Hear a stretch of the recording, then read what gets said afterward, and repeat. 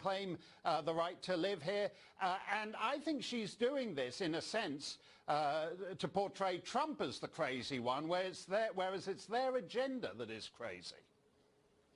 But why go through the motions? I mean, it's an aggressively secular party, an aggressively anti-Christian party. Obviously, as you said, it wasn't always. Far from it. There were a lot of sincere Christians. Jimmy Carter's a sincere Christian, among others. Absolutely. But it is now anti-Christian, and there's no, let's not lie about it. Why even bother to give us the God talk? Well, I think the God talk is interesting because, as I say, so much of this stuff, like the abolition of the sexes and infanticide, is so off the charts that I think they actually want to create a kind of new religion for secularists. They need to actually cloak this in faith. Interesting. I think you're exactly right. Will you stay right there for a second, Mark? We just got breaking news, and I want to bring it to our audience now. This is a Fox News alert for you. The president has just released a memo about declassification. He says he wants to release information about spying on his campaign back in 2016. Fox's David Spunt is following all of this for us from our Washington bureau. David, what do we know at this hour? Hey, Tucker, we are just learning this in the last few minutes. Literally just rushed in the studio. This is the memo right here from the Trump administration. I want to read a statement from Press Secretary Sarah Sanders, just briefly go over it. She just says, today at the request and recommendation of the Attorney General, President Trump directed the intelligence community to quickly and fully cooperate with the Attorney General's investigation into surveillance activities during the 2016 election. The Attorney General has also been delegated full and complete authority to declassify information pertaining to this investigation in accordance with long-established standards for handling classified information.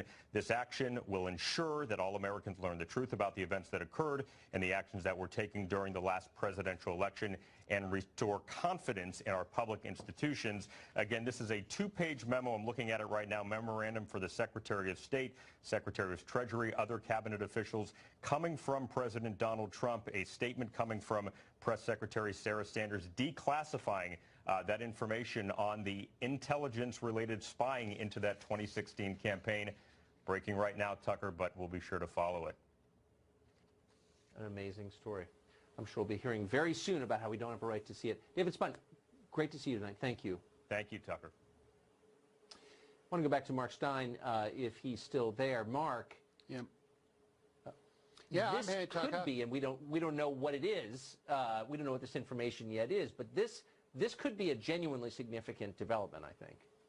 Yes, and this should actually have been done. He talked about doing this, and then Her Majesty's governments in Britain and Australia told him not to, because there's a lot of stuff in this that's actually embarrassing in terms of relations between the UK, Australia and the US. But this is the ultimate game changer.